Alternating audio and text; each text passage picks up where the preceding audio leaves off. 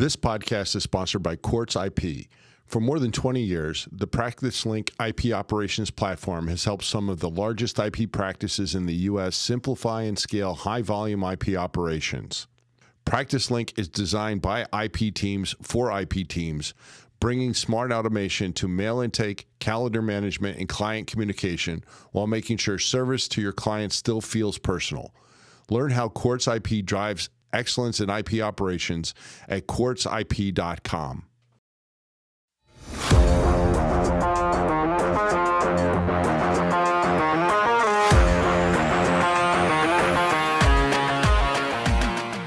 Hello, everyone. Welcome to IPWatchdog Unleashed, where each week we journey into the world of intellectual property to discuss the laws, news, policy, and politics of innovation, technology, and creativity. With analysis and commentary from industry thought leaders and newsmakers from around the world, IPWatchdog Unleashed is hosted by world-renowned patent attorney and the founder of IPWatchdog.com, Cruz Quinn, who has twice been named one of the most influential people in the intellectual property community and recognized numerous times as one of the top IP strategists in the world.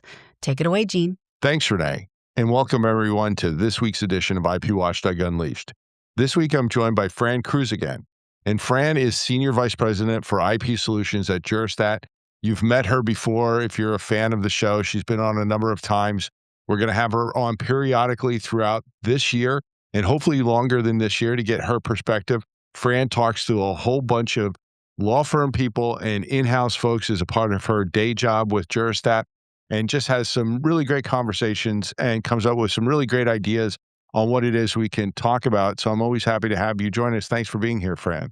Oh, thanks. It's my pleasure. Yeah, it's been a little while, so happy to be back. Yeah, it's been too long. We need to try and be better about this. I do personally need to be better about scheduling this and getting you involved. But I also know that your vacation got a little bit in the way this time. Yep.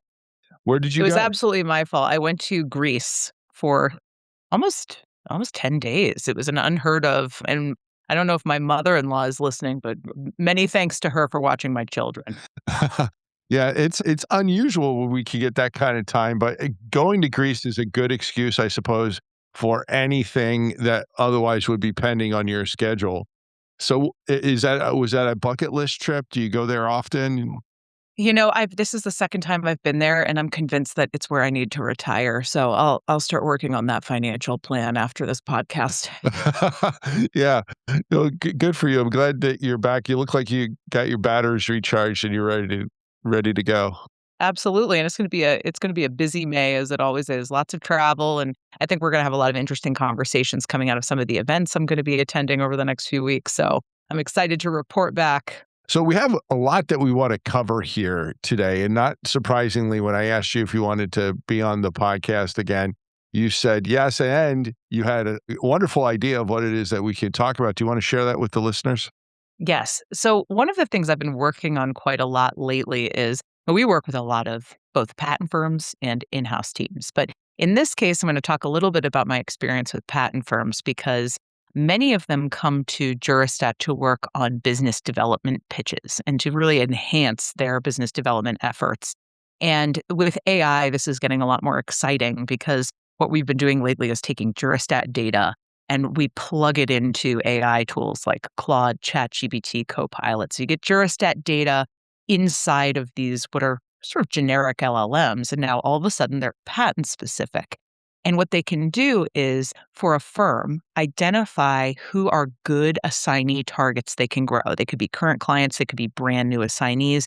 But based on that firm's expertise and their prosecution performance, it recommends assignees who might be struggling in that area. They're filing, maybe not getting the performance they're hoping for. So it identifies great targets that they could go grow and helps them forecast things like cost savings that they could get by lowering the number of office actions on average and the number of RCEs, showcasing how many more patents they could derive from higher allowance rates, and really kind of honing in on, this is an area of expertise for us as a firm. This technology domain is something that we do a lot of and have a proven track record in. And that's something where you're filing a lot. And so, we can really help. And so we're building these pitch decks inside of AI. Takes only a few minutes now to render those things. So it's really sort of changing the way firms are approaching business development so that they can both use data in their pitch with confidence, identify really good fit candidates based on a variety of things, everything from, where they're filing to the firmographics of the assignee itself, and then generating pitch decks, pitch emails, things that are hard for law firms, especially attorneys who, sales and business development's not their day job, right? That's not what they went to school for. They already have, a full day's worth of work. And so for them to do this can be really challenging. So that's been an area we've spent a lot of time on in the last 6 months. And one of the things I've been noticing is there's this real trend toward IP boutiques pitching their relative sort of value proposition to AmLaw, say 200s, by saying, this is our area of expertise. We do patents only or IP only, and we do it cheaper and we do it better. So look at our performance metrics. Here's what we could save you relative to the work you're currently doing, maybe with these AmLaw 200 firms. And so I feel like maybe just because of my personal bias, I'm starting to feel like, oh, are these IP boutiques winning the day? And do these big assignees with lots of volume, do they have this sort of firm loyalty? Do they migrate firms or do they stick with the same ones? So how easy is it to uproot them? And are we seeing IP boutiques steal the show in a time where a lot of in-house teams are trying to cut costs? So I know that was a really long preamble, but this led me down this path of, can I look at the data and see how are IP boutiques faring in the last 5 years since we've seen sort of the economics of these in-house teams change pretty significantly since 2020? And what does that tell us about how law firms can behave in their business development efforts? And so that's what we're going to hopefully uncover today. Yeah, this is an interesting topic for a lot of reasons. I would predict going into this conversation that this is the era of the boutique. Boutiques have to be, I would think, on the rise. And I come to that conclusion because if I were a chief IP counsel or a general counsel, or in some of the organizations, maybe it's the chief patent counsel who has authority here as well, whoever it is that has the authority to decide where the work goes, I would gravitate almost exclusively, I think, towards the boutiques, because I do believe the boutiques offer a higher quality end product for less money. And not to say that the big AmLaw 100 or AmLaw 200 couldn't get there, but the amount of time they would have to spend and their fee structure, whether it's an hourly rate, and I know people don't pay hourly for prosecution anymore, but if it's a flat fee, somebody calculated somewhere along the way X times Y, where either X or Y is the hourly rate that they want to get for this work, right? That's just the way flat fees work as well. So I think that the AmLaw 200s are pricing themselves out. So it's going to be interesting to see what the data actually shows. Mm-hmm. So what did the data show? Well, and maybe we can take a step back too and just kind of, you and I have talked about this quite a few times in different forums, but there is a general trend right now on the in-house side where everyone is trying to cut costs, right? That is the number one theme across the board. And, that cost cutting is a magnitude of maybe 10 to 20% of the budget. And so there are some really common themes for what in-house teams are doing to achieve this, everything from a lot of aggressive maintenance fee pruning to trimming down outside counsel spend. Now that comes in a lot of forms. That can be, pressure to lower flat fee structures, or do more with less, basically. And so, a lot of the firms are feeling that pain right now of trying to do more while their costs are going up, and at the same time, accommodate this need of the in-house team to cut those fees. But we're also seeing it in the form of sort of firm consolidation. So instead of working with a roster of 15 firms, maybe these in-house teams are starting to narrow it down to say 5, 10. And they're looking for what we call those best bang for your buck firms. So who does the best work for the least amount of cost? And that has had a tremendous impact on what they're spending. And one of the things that I've been working on a lot with in-house teams is optimization of the firms that they work with. So for example, instead of just saying, who are the top 5 firms who get the best allowance rates? That's kind of a generic performance oversight.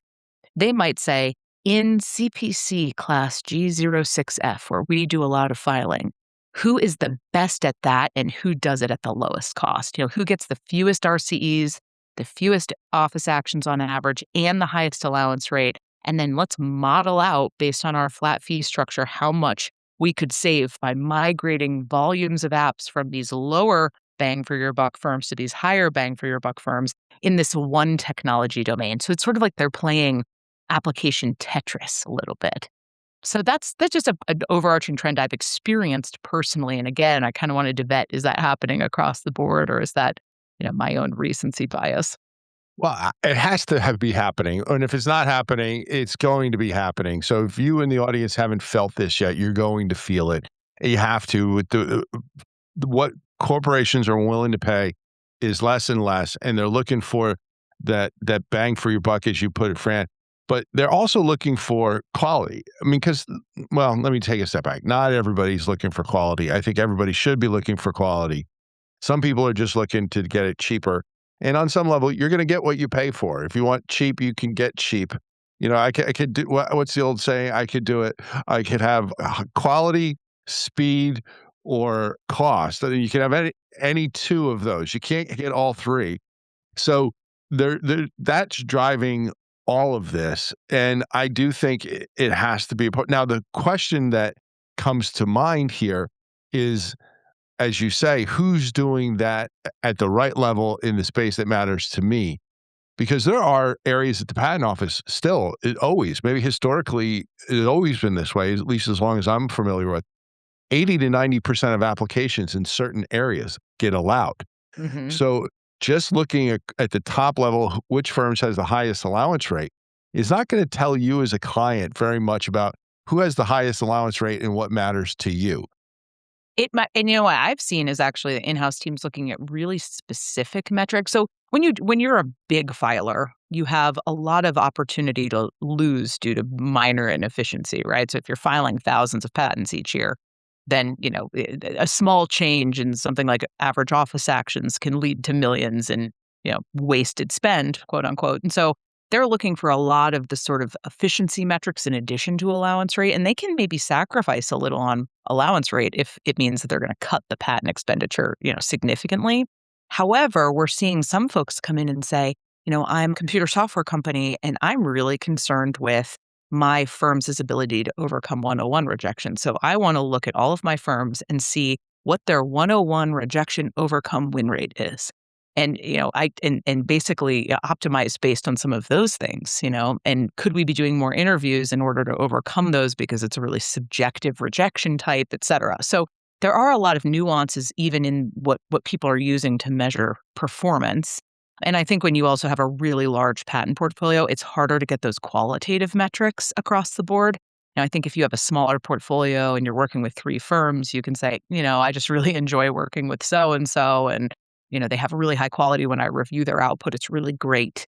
It's a little harder to do that when you have, a really large portfolio. So they tend toward, I think, a little more of the quantitative metrics when they're making some of these decisions. The one thing about the quantitative versus qualitative Mhm. metrics that jumps to my mind is you have to start somewhere to get your hands around what it is that matters to you. And we're not saying, or at least I'm not saying, I don't think you're saying that at the end of the day, the human just is playing this game of checkers where this is the next logical move, so you make it.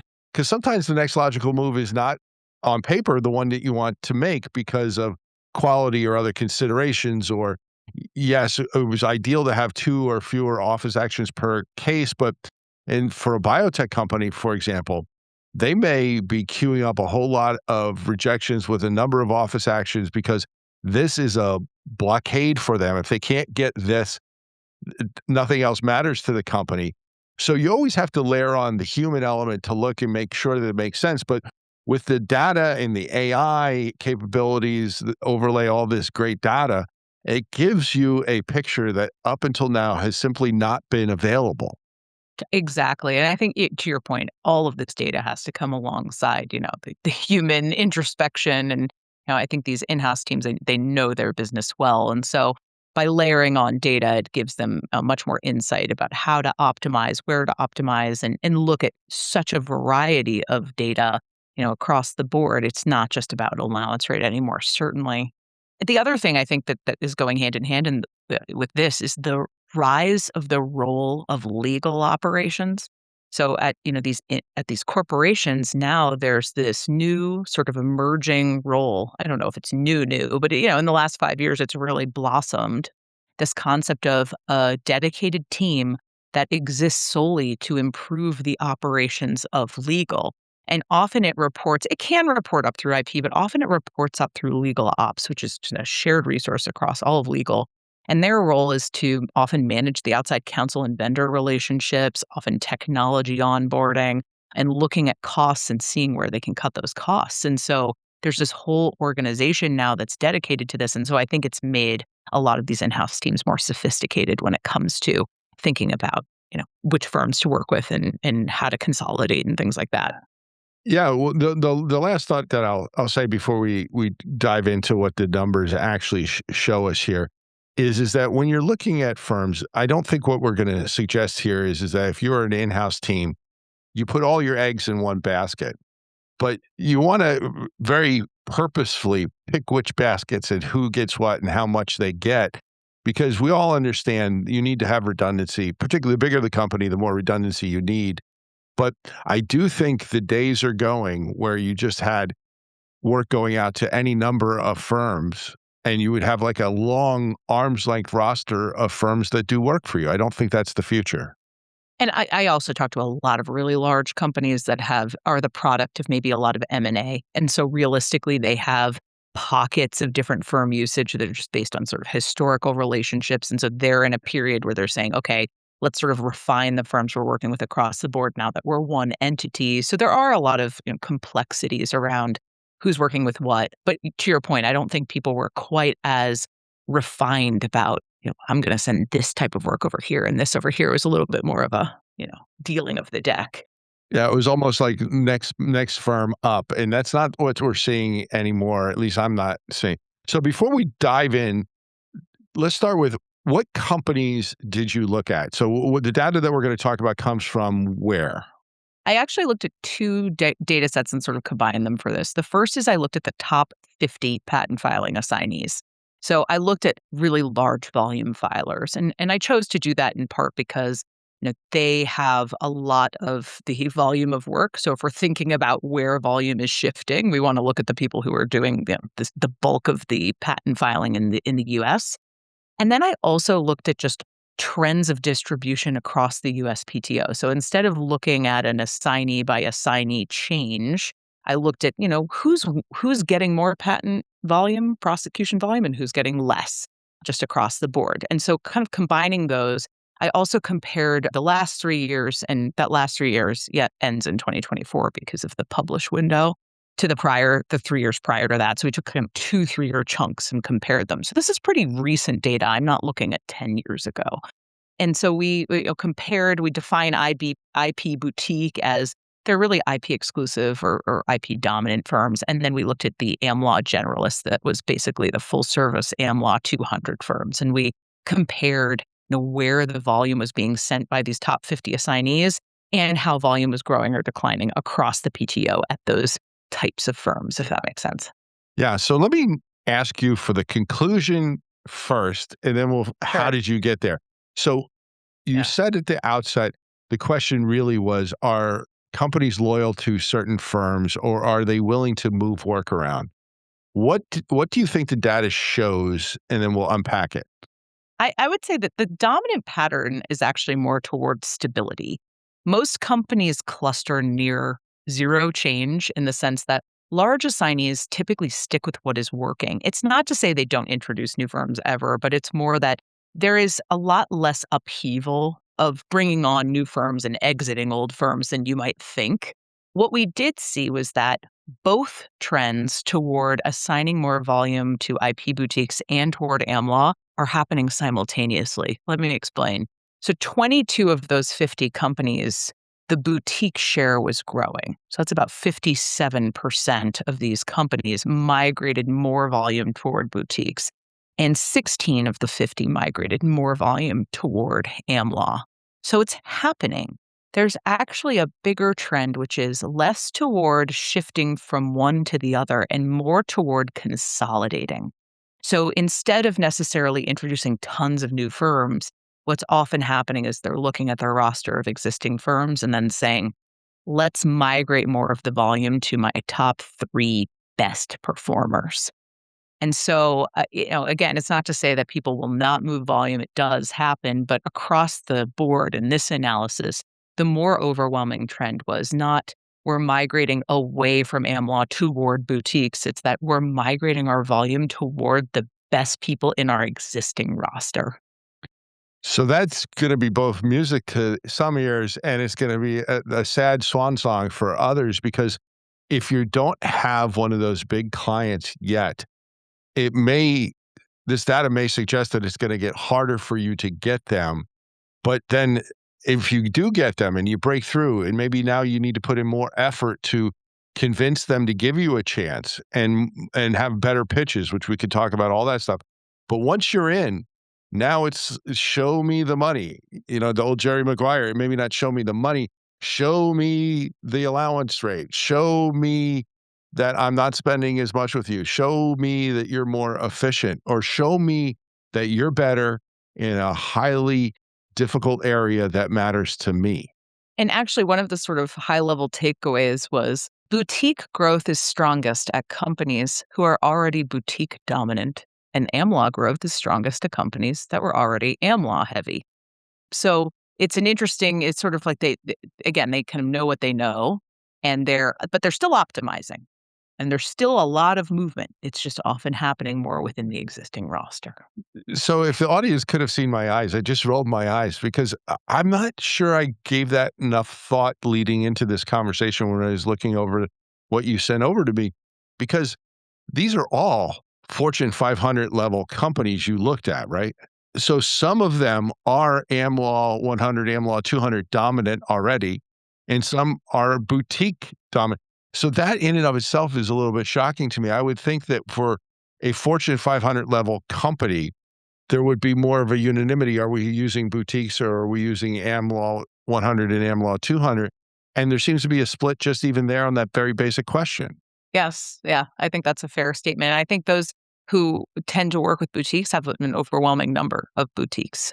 And that's been sort of an intentional strategy of sticking with that sort of profile of firm.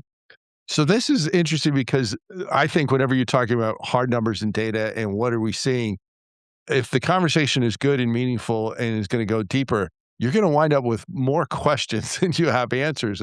And I think I have a lot of questions, but before we go down that and kick it around what it may mean, there was a couple really insightful things that you found here as you were going through the data. You want to share one or two of those? Well, here's just to kind of put a pin in it, or wrap a bow on it, or whatever the expression is, that I wrote this note down, which is the pattern isn't boutiques replace AmLaw or AmLaw replaces boutiques. It's that the top performers at each specific client gained work and the bottom performers lost it. And so I think the big kind of takeaway for many of the firms here is that, look toward your existing client base and understand where you fall within the, competitive firm set, and make sure that you're continuing to articulate to your client what you're delivering to them, looking at some of these metrics, seeking to improve together, because there is no doubt that these companies are consolidating, and they are looking at, not just allowance rate, but metrics like average office actions, RCs. And to the extent that you can translate that into dollars is going to be really meaningful. So saying, hey, not only do I have, fewer months to disposition and better 101 overcome win rates, but I am saving you, maybe relative to other firms, I'm saving you X number of dollars in this lower RCE number. I'm getting you X number more patents. I'm getting you those patents faster, which is important for your business for X, Y, and Z reasons. So I think we need to continue to work with the firms on how they articulate their value and reinforce that with the clients, so they can continue to be one of the, say, chosen few. And it's not that hard to figure out when you throw in this next thing about the number of office actions. It makes sense, but it's shocking that it is this stark. What can you tell the audience about what you found there? Yes. So when looking across, again, these top 50 filers, one of the things we noticed was that there seemed to be a pretty consistent 2 office action threshold. So one of the things we asked of the data was, for the firms that are losing business and for the firms that are winning more business within the, assignees set, are there any trends across the board? And the trends were primarily around efficiency metrics and not so much around allowance rate metrics, although allowance rate certainly matters. If somebody has 85%, somebody has 65%, that's really stark. If somebody has 85 and then somebody has 80, but there is a material difference in the number of office actions or RCEs or things of that nature, that's going to weigh heavily into the cost per application. And the corporation at that point has to sort of weigh their option of, is the additional 5 points on allowance rate worth me spending X number of dollars more? And so there seemed to be a trend across the data of if it took you more than 2 office actions to get to allowance, then, you were getting less and less of the volume. So, it's probably true that some of these corporations are starting to draw harder lines in the sand around prosecution efficiency and just looking to compact prosecution as a real metric of success. So I don't know that if I were in a decisional position, I wouldn't be that black and white, but I get it, because what it says to me is that these companies don't want to have their budget that they do have wasted with needless office actions. So the way that you may have prosecuted applications in the past where you inch forward is not keeping clients happy, and not only not keeping them happy, it's going to cause them to move work away from you. Maybe not to a new firm altogether, but to a firm that they already have a relationship with that does not do it that way. So a lot of times when I look at office actions, for example, you will see one of 2 approaches, basic approaches. There's many you fit within these. One is we are going to amend nothing and we're going to argue with the examiner because the examiner is always wrong. And then the other one is a variety of, we're just going to go straight away into amendments. We'll cancel claims. We'll combine claims. We'll add things to please the examiner to get something. Now, both extremes are not great, right? Because if all you're doing is pleasing the examiner, the claim is going to be thick, wordy, perhaps not commercially useful. But on the other end of the spectrum, where you're essentially wasting a first office action simply by arguing, with making no amendments, offering no new claims, that has to change if you want to keep the biggest, best clients happy. Mm-hmm. And here's a funny tidbit. I think allowance rate is a little bit under the microscope right now because I think for a while it was sort of a leading indicator of success, and you can easily see why. But I've had some in-house teams tell me, ooh, that allowance rate seems too high. Claims probably are pretty narrow. They just kind of jumping to the conclusion now that the actual, application itself is not that valuable. So yeah, I think there's this, everybody who's listening, I think there's going to be a little bit of skepticism around some of these metrics because there is certainly a trend in the data and in the cost structure, no doubt, with the things that we've talked about today. But then there's this qualitative component that's a lot harder to measure. And I've seen people try to kind of crack the code on this, which is, can we look retroactively at the patents and see, how much revenue have they generated for the business, citations that they've yielded as far as, blocking competitors? Can we look at things like number of words in the claims that have changed from application filing to disposition, right? There's so many different things people are trying to quantify quality. But some of the in-house teams, I think, who do this really well is they, in their IP management systems, they'll review the output of the firms, and then they'll kind of like give a little score. It can even be a sampling. It doesn't have to be every single app, but putting in some kind of qualitative score in your systems that you can align with this data gives you a much more rich measure of firm success, I think. So that's just something I've seen that I think works well. That can be a nice companion to some of the more just solid numbers around application data. Absolutely. And I can hear the criticism in the minds of the people who are listening to this because, what all patent attorneys like to think that quality matters, quality matters, quality matters in all cases. And the truth is it does not. And I think this is one of the big mistakes that individual attorneys and firms make is when they assume quality matters above all else to every client, including the clients they already have that they want to keep happy, which is why I think it's critical for you as an attorney or firm to have a dialogue with your clients to see what is it that you want to do with these patents. Now, if you have thoughts of monetizing these patents through licensing or enforcement, that's one level of effort. If you think this is going to be something that you're going to package into a portfolio and sell it, that's maybe a different, maybe more similar level of effort. But if this is a C patent, or this is you're filing it simply because the CEO or CTO was involved in the innovation and we're doing that to keep them happy, or this person's been here for 30 years, they never came up with an idea, they came up with something, we're going to patent it. That's an entirely different level of effort, an entirely different level of quality that's expected. And knowing what it is that the client wants, I think, is the way that you keep people happy. You don't just assume everybody wants the same thing. Yeah, and I think, too, there's, to your point, different layers of patent value. The holy grail of this business is trying to measure that, but more from the standpoint of corporations are filing patents that have varying levels of importance to them. Some are, critical patents, and some are just, they just want to send them to the patent factory and get a cheap, quick patent. And so, for the firms who are trying to win more business, sometimes quality alone is not enough, especially in this era of extraordinary cost cutting. And so what I've seen some in-house teams do is, oh, this is a really important critical patent. Let's send it to the expensive firm and who's going to really spend a lot of time with it. And then not to say that all expensive firms are going to spend more time with it, but you understand, it's like, let me send it to this firm who maybe costs a little bit more, but I think is going to give me really good quality. And then all the rest of it, we're going to send over here to the patent factory. And that is, I think, where, quality is not going to win the volume play. And so again, I think quality has to go hand in hand with cost metrics. And it kind of comes back to the firms reinforcing with their clients what they're doing from a cost and efficiency standpoint, because right now tends to be one of the number one decision-making criteria. And that's just the way the economy is for these companies right now.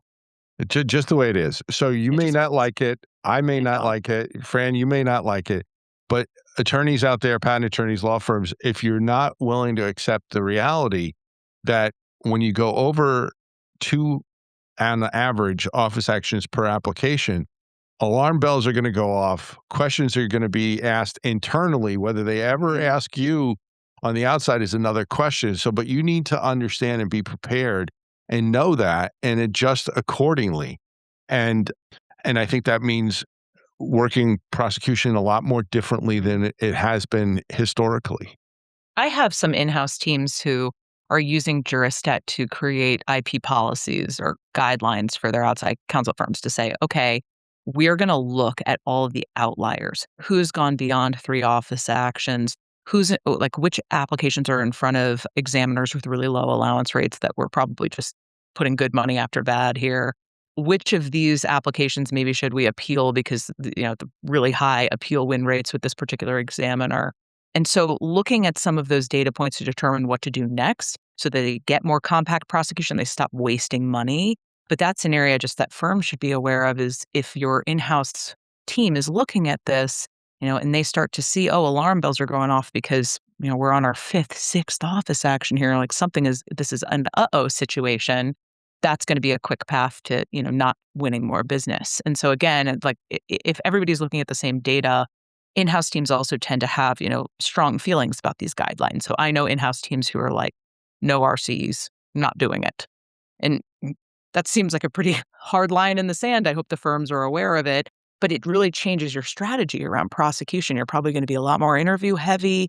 It may even change the way you're writing your claims and do more claims optimization on the front end to get you into a preferential art unit. I mean, there's a lot of things you can do, but you're probably going to be taking a different tact if you know that that's the line in the sand that in-house team is going to draw. So there was one other interesting piece, maybe more, but one that really caught my eye when you said the biggest single shift in the patent prosecution market over this period that you looked at is the decline in specialized translation boutiques that handle Japanese origin patent applications. Can you explain that and why that's interesting? One of the things that we saw was that there are certain really large Japanese filers who have really pulled back on filings in the last few years. And that actually, I mentioned at the beginning of this, we were looking both at the top 50 assignees and where they're migrating application volume. And then we looked across the PTO to see our boutiques winning more, our AmLaw winning more.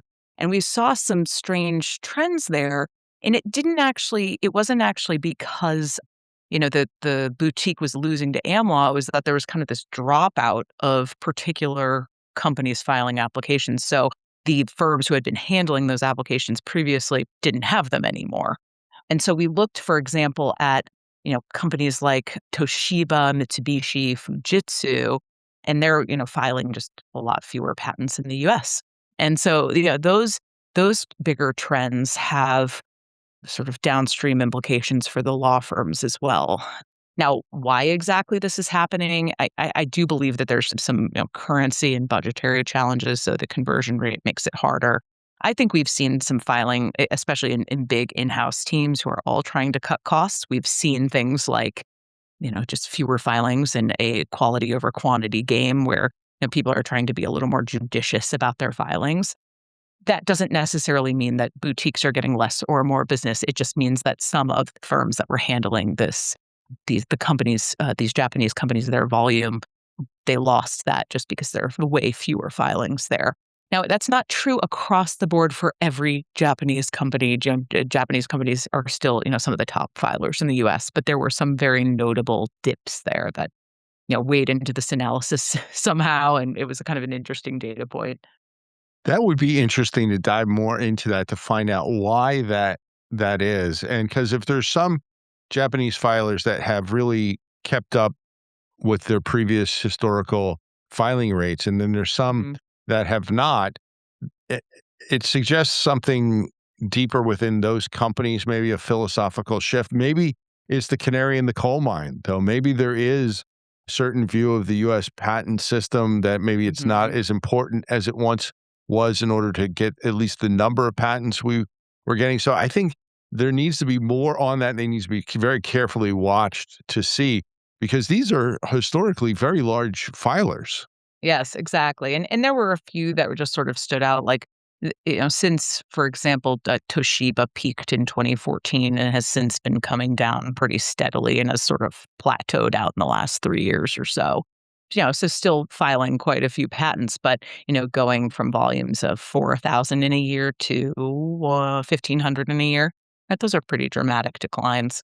That is a very dramatic decline. In 2014 piques my interest because that is really sort of the end of the Supreme Court assault on patent eligibility. And I Mhm. wonder if that had any play in these decrease of filings. Maybe it did, maybe it didn't. But again, more questions than answers. But what do you think all of this means for the firm that is now out there trying to pitch work? Let's just put a context on it.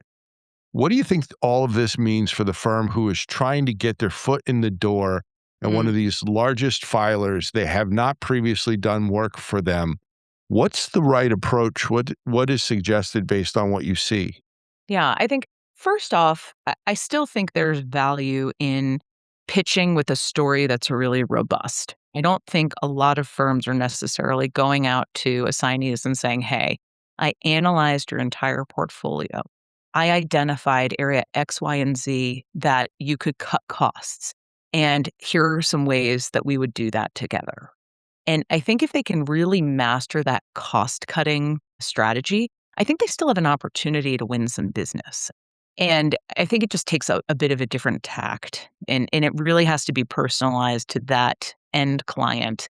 And I think if they can really partner with them on this overall initiative of you're trying to be more efficient, you're trying to get more patents faster, then they will hear them out. I also think it's helpful to look at the company's past sort of track record. Who are they working with? Are they amenable to boutiques? Because if they are, that seems to be a natural transition point.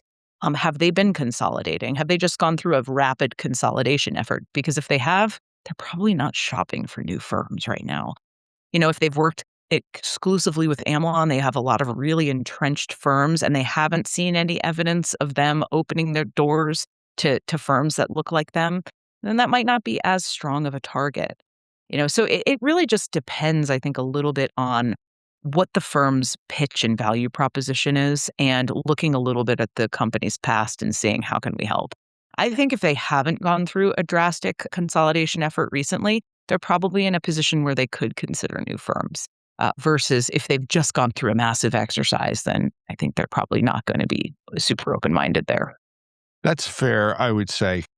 The other thing that comes to mind when you're talking about this is in a lot of the conversations I've had with in-house counsel at our various events, whether they're speaking live or in a webinar or something, you get to know these folks a lot. And I see an awful lot of really good business development, and I see an awful lot of what I would call really bad business development. And listening to the in-house people, the one theme over and over and over again I hear is, tell me something I don't know.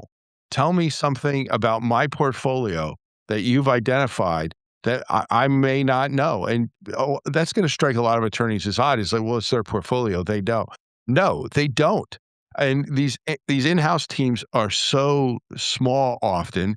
They're overworked. And your job as an outside counsel is to make their life easier. So figure out what are the insights that you can obtain from whatever data provider you have access to, and then share that and say, look, our firm's excels at X, Y, and Z. We notice that you have a lot of X, Y, and Z. We notice that the rates of your applications are below our historical averages, suggesting that we can do X, Y, and Z better than the people who you're already paying. Give us a chance, but it's got to be some kind of information like that. These guys are getting bombarded, I think, too, with emails. And so, you have to have something that stands out from the crowd. So I feel like if we could kind of wrap that in a couple of bullets, it would be number one, focus on what they care about, which right now is cost cutting. Somehow frame your message in cost cutting. Two, teach them something they don't know, because you're right, they don't always know. They want you to partner with them in that strategic way. That's what we always hear, right? Is the in-house team wants their firm to be like an extension of their own team. So teach them something they don't know and talk about how you could partner together to realize that, so that they don't have to do the work. You're going to do the work for them. And I think number three, make sure that you're adding some value of some kind, because patent prosecution is getting increasingly commoditized. So the best patent prosecution partners are also those that maybe deliver competitive data. Here's what your competitors are doing. Maybe that's something we should be aware of. Here's a white space analysis or a gap analysis of where you could grow your portfolio. How can you wrap up patent prosecution with portfolio strategy? And frankly, some of the bigger hourly billing items out there that these folks would maybe want to consume from you. So what I would suggest, and I'd like to get your take on this. I've been using ChatGPT specifically for a long time and increasingly using it for a variety of different projects. One of the things I think it's very good at, it's a language model. It's a large language model. Calling it intelligence, maybe not the way that most people think it's intelligent, but that doesn't mean it's not useful. It's very good at language. And what I have found, and I'll just give you a for instance, when I'm using it often, I'm trying to figure out, okay, what's the right title for this webinar or this panel or this article? And here's the article, or here's the webinar description, for example. How do we make it better? We go back and forth, we interrogate it, going back and forth to get to something that I think that I like. And I assume that because it's helped me achieve that ChatGPT is now going to like that. For some reason, I don't know why I did it exactly. About a month ago or so, maybe a little bit longer, I decided based on what we came up with, I was going to ask it, just fed it back in. And I asked an open-ended question. What do you think of this? Or how about this? After a chain of going back and forth. And 9 times out of 10, if you do that, it will tell you, oh, I hate it. It's not very good. But then you ask, well, why? Well, and then it starts to say, okay, well, this phrasing of this is passive. This is an overused term. This is not, you're not hitting the market right. You're trying to, I always tell it, I want a Wall Street Journal level audience is, okay, well, this is either too high because I've focused too much on the technology, or this is too low because I haven't focused enough on, whatever the description is. And it just is going to be a wash because it sounds like it's marketing copy. Very good at doing all that. And I do think everything winds up getting better. So what I would suggest people do is when you're putting your pitches together and you're going through this, how do I say this? How do I say that? There are certain words that you're going to use that right off the bat are going to turn people off. I'll give you another, for instance, in our space. When we talk about, would you like to sponsor a webinar? Would you like to sponsor a program? That's not the right way to do it, okay? Because it comes across like sales, and it's really not what we do. What we do more about partnering, and what with the stuff that we do, people who are involved with us, as you know, Juristat's been involved with us for a long time. You're getting access to the audience that we've pulled together and that we can pull together on whatever topic that matters to us. So what we need to do is explain it in a way that gives the value proposition in language that cuts through all the preconceived notions, because people want to say no. People don't want to make change. People are comfortable. They don't want to disrupt. They don't want to spend more money. But if you give them a reason why in language that they can absorb and understand the value proposition, that's when the light bulb goes off. I know I mentioned this at the beginning, but one of the things I've been using AI a lot for is building these business development decks. And not only can they, build these, especially Claude, build these like really polished decks so you spend less time on formatting and more time on the content, but they do a great job of sort of, helping you converse with the AI to get to a point where you've really nailed down what your value proposition is. So, you can talk to it and say, I read through the deck and what about 101? Where do I stand out here? Or where do I win? Where do I lose? What are some things that this company could be doing better? And you can start sort of just iterating with it. And I think that's what produces the best sort of ultimate pitch is you've refined maybe 3 to 5 strategic takeaways for the client or the prospective client so that they can really internalize, oh, I'm going to get this many more patents. I'm going to cut this much cost. I'm going to really improve my performance in an area where I've been underperforming USPTO averages. And I'm going to better understand my competitive landscape and file more strategically here, and here. Like, I think if you can really isolate that down to those meaningful bullets, you have a really powerful pitch. And then you got some powerful emails and sort of talking points too. And you go, to events or call these folks and try to get some time on the calendar. Absolutely. I also think that what the AI connection here also does is a lot of times you're wordy. People are you're trying to explain over and over again. We live in a soundbite environment. We live in a social media world where you have 8 to 10 words in order to capture somebody's interest. And so you have to use them judiciously.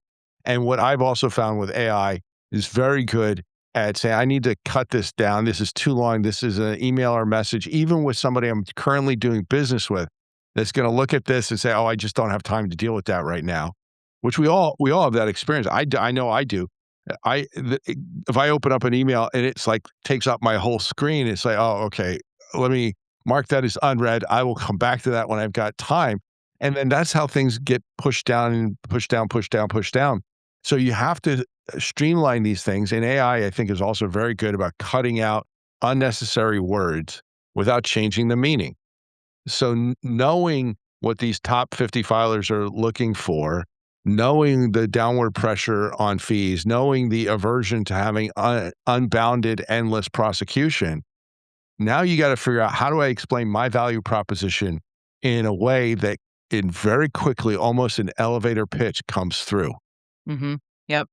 It'll be interesting to expand on this data too as time goes on. I think things will change over the next few years as well. Things, we didn't look at sort of the smaller assignees and how they're behaving. So lots of interesting things to come out of this. But big takeaways are continue to look at how you're performing and reiterate that back to your client. Make sure your pitches have a lot of sort of financial and quantitative support. Customize those pitches based on what's important to that client, and don't just have sort of a generic pitch because it's not going to resonate with everyone. And otherwise, I think that we're facing the reality, which is cost cutting, efficiency, and working with fewer firms is the trend right now that we're in. Absolutely. I see the same thing. And what I would just punctuate it from my end is you're all professionals, which means that you are getting inundated as well on LinkedIn or in your direct email. And I can't tell you how irritating it is to get one of these things. I'm sure everybody's had this experience. Would you like to talk to me about my product? Like, no. Why would I? There's no call to action there. It's too passive. I don't know what you're talking about. You got to make it worth their while. Make people think they're going to get something out of it. And because that's what's expected. The people who are winning the business are taking data like this, learning valuable insights from it, and then crafting it so that they can break through the barrier. So, well, this is a fascinating conversation here. I really appreciate you being here to talk about it. But before I let you go, is there any last thought that you want to leave the audience with today? I think bigger picture, the concept of a best bang for your buck firm is critical right now. And if you're an in-house team, you should be thinking about how you are going to measure firm success and how you operationalize that if you haven't already. And if you're a firm, you should be thinking about how do I position myself in a market like this? That some of the older sort of sales and marketing tactics are probably not going to work. And so, how can you evolve from a marketing standpoint in your conversations with assignees and current clients to make sure that the value they are seeking is aligned with the value you are delivering? Excellent. Well, thanks, friend. This was fascinating. I appreciate it. Thank you. Yeah, no, it was a lot of fun to, mess around in the data. I got really lost in it. But, thanks to some of the good stuff out there, there's some really interesting trends, and it's been interesting to sort of inform what I believe to be true and also debunk a little bit of what I believed to be true. Thank you for listening to IP Watchdog Unleashed. We will be back next week, and we hope you will join us again. In the meantime, please be sure to visit IPWatchdog.com to read all the latest news and information about what is happening in the intellectual property world. And also be sure to subscribe to our free daily email newsletter.